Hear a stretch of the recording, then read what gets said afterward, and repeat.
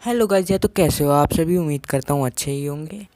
आज हम ऐसे टॉपिक पे गप्पे मारने वाले हैं जिसको सुनते ही नींद आ जाती है। 1 घंटा कोई उस टॉपिक पे बात नहीं कर सकता। सही समझे, मैं उसी की बात कर रहा हूँ, हमारा प्यारा इंडियन एजुकेशन सिस्टम। जैसे जैसे बड़े होते जाते हैं ना, पता लगने लग जाता है कि दुनिया कितनी मक्कार है। 10th तक तो क्लास एकदम मक्खन सी चलती है, एकदम आराम से। स्कूल से आए, टाई फेंकी, जूते फेंके, बैग फेंका, बैठ गए टीवी के आगे, शाम हुई और फिर दोस्तों के साथ शाम को फालतू की बेकार मज़े वाली गेम, गिल्ली डंडा, पिट्ठू, छुआछूत की बीमारी, पोसंपा भाई पोसंपा, रिंगा रिंगा और पता नहीं क्या क्या। वो थे भाई दिन तो। लेकिन जैसे ही 11th क्लास की सीढ़ी पे कदम रखा, पढ़ ले बच्चा पढ़ लिया, इम्पोर्टेंट साल आ चुके हैं, क्या थोड़ी साल है कुछ कर लिया। 10th क्लास का रिजल्ट आते ही बच्चों की लेनी देनी कर देते हैं। इनका खुद का बच्चा पान वाले के पास पान बनाना सीख रहा होता है और हमें 2 घंटे का लेक्चर सुनाने आ जाते हैं। अब आजकल की सोसाइटी की थिंकिंग ऐसी हुई है, अगर बच्चा साइंस लेके पढ़ रहा है तो ही ब्रिलियंट है, अगर कॉमर्स आर्ट ले ली तो बच्चे में दम नहीं है। इसी थिंकिंग की वजह से हमारे जैसे बच्चों की ज़िंदगी ख़राब हो जाती है। चलो बच्चा जैसे तैसे 11वीं 12वीं पास कर लेता है, लेकिन तब उसे पता लगता है यार यहाँ तो साला कोई अपना नहीं है। अपने से ज़्यादा स्कूल तो स्कूल के नाम पे दुकानें खोल के बैठे हैं जहाँ पे सिर्फ जिंदा लाश पड़ रही है। ये देखने के बाद जब बच्चा बिल्कुल डर जाता है, बिल्कुल उसको कोई हिम्मत नहीं पड़ती, फिर भी सोचता है चलो एक बार ट्राई करके देख लेते हैं। और फिर वो ट्राई करने के लिए 10 कॉलेज धक्के खाता है। वहाँ पे भी जाके उसको सबसे बड़ी लात पड़ती है रिजर्वेशन सिस्टम की। ये रिजर्वेशन सिस्टम ना बच्चों की ज़िंदगी के साथ ऐसे खेलते हैं जैसे सीसॉ पे बच्चे खेलते हैं। मेरे 75% आया और सामने वाले बच्चे के 42% आया, और जब पता लगता है मेरे को एडमिशन नहीं मिला और उसको रूम में लेके जा रहे हैं ताकि वो एडमिशन फॉर्म भर सके, दिल पे लगती है बात।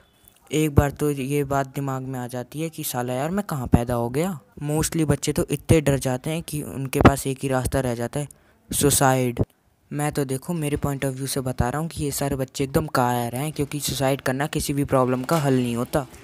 लेकिन फिर भी आईआईटी में फ़ेल होने वाले लड़के दबा के छलांगे मार रहे हैं बिल्डिंगों से। अगर मेरे पॉइंट ऑफ व्यू से बात करूँ ना, तो 10वीं क्लास तक बच्चे को सारी इन्फॉर्मेशन आती है जो उसको चाहिए होती है। चलो 12वीं क्लास तक मिल जाएगी, 12वीं क्लास में भी उसकी माइंड इंटेंसिटी बहुत अच्छी होती है। लेकिन उसके बाद जो गेम खेला जाता है ना, वो एकदम बेकार है। हर कॉलेज में पढ़ने वाले बच्चे को पता होता है कि उसको 4-5 साल में क्या नॉलेज मिलने वाली है। 12th तक जो एजुकेशन होती है वो होती है, बाकी कॉलेज में तो सारी एजुकेशन नाचती गाती रहती है। और आधा ये दोस्तों ने बिगाड़ रखा है।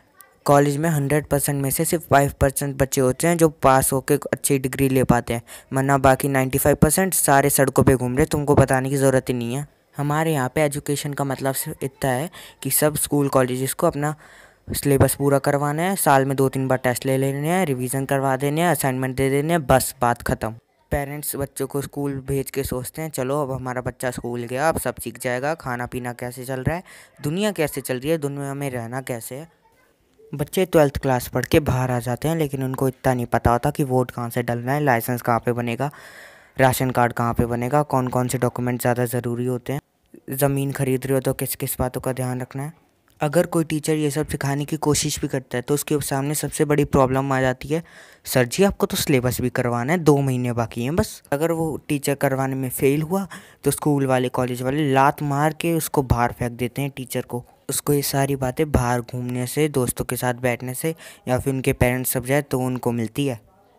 जब ये प्रोजेक्ट का असाइनमेंट का सिस्टम शुरू हुआ था ना, तब बच्चे इंटरेस्ट ले रहे थे, मज़ा आ रहा था, कोई नई चीज़ सीखने को मिल रही थी ना। लेकिन उसी सिस्टम को इन्होंने इतना बेकार और घटिया बना दिया है ना कि अब तो स्टूडेंट कहता है कल असाइनमेंट सबमिट करना है मैम को, जल्दी टेप डालो, बस टेप डाल दो तुम दिमाग में, सबमिट करना है कल असाइनमेंट। कुछ भी करके असाइनमेंट टीचर को मिल जाना चाहिए। 25 मार्क्स की धमकी दी है, वरना वो 2 लेक्चर की अटेंडेंस नहीं लगाएगा। बच्चे को कुछ समझ आता है नहीं आता कोई फ़र्क नहीं पड़ता, उन्हें तो बस असाइनमेंट ऊपर दिखाने हैं, हाँ भाई हमने बच्चे से काम करवाया, हम तो अपना काम सही से कर रहे हैं, बस तुम हमारी सैलरी हमारी जेब में डाल दो। अगर कोई टीचर इस वीडियो को देख रहा है तो भाई मैं तुम पे ब्लेम नहीं डाल रहा, ये तो हमारा सिस्टम ही ऐसा है, कोई टीचर कुछ नहीं कर सकता। भाई मैं समझता हूँ हर टीचर यही चाहता है कि उसके बच्चे को वो ज़्यादा से ज़्यादा नॉलेज दे सके, दुनिया की सबसे ज़्यादा नॉलेज वो अपने बच्चे को दे सके। लेकिन वो सब जैसे ये करने जाते हैं, उनकी टांग पकड़ के नीचे खींच लेता है कौन? हमारा प्यारा इंडियन एजुकेशन सिस्टम। अगर बच्चा कुछ कर नहीं पाता तो उसके ऊपर इल्ज़ाम लगाते हैं तो कुछ नहीं कर पाएगा। अरे भाई तो कोई ये भी तो देखो उसके बेस की कैसे धज्जियाँ उड़ाई है तुम लोगों ने। कोई खड़ा होकर ये भी तो बोलो उसका बेस किसने ख़राब करा है। उसके स्कूल ने, उसके एनवायरनमेंट में, क्योंकि बचपन में सबसे ज़्यादा टाइम बच्चा स्कूल में बिताता है।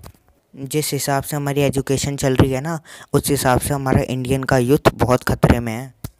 बहुत बड़ी रेस चल रही है जिसमें हमें दौड़ाया जा रहा है और पीछे से हंटर चलाए जा रहे हैं।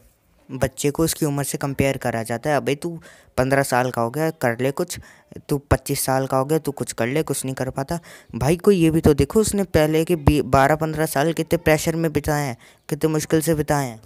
हमारे यहाँ के एनवायरनमेंट में इतनी नेगेटिविटी फैल गई है, इतनी नेगेटिविटी फैल गई है कि पॉजिटिविटी तो एक शूटिंग स्टार की दिखाया, जो कभी कभी किसी किसी को वो भी लकीली दिख जाता है। देखो भाई, मैं कोई फ़िलासफ़र नहीं हूँ, मैं भी तुम लोगों की तरह एक स्टूडेंट हूँ।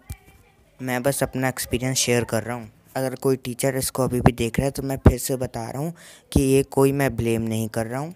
मैं जानता हूँ हर टीचर अपना बेस्ट देता है, लेकिन बस मैं इतना कहना चाहता हूँ कि सिलेबस से हटा के थोड़ा उसको वो ऐसी नॉलेज दो जो उसके एक्चुअल में काम आए। मैं जानता हूँ कई लोग मेरे से डिसएग्री करेंगे, लेकिन कहीं ना कहीं वो भी जानते हैं कि मैं सच बोल रहा हूँ। देखो भाई, मैंने तो आज की अपनी सारी भड़ास निकाल ली। अब देखो, मैं इस बात पे है ना कमेंट सेक्शन में कोई भी डिबेट नहीं चाहता हूँ। अगर मेरी कही कोई भी बात अच्छी लगी हो तो वीडियो को एक लाइक मार देना और चैनल को सब्सक्राइब कर देना। तो मैं चलता हूँ अगली वीडियो बनाने। तो यार मज़े में रहना और मेरी वीडियो ऐसे देखते रहना। मिलते हैं अगली वीडियो में, तब तक के लिए गुड बाय।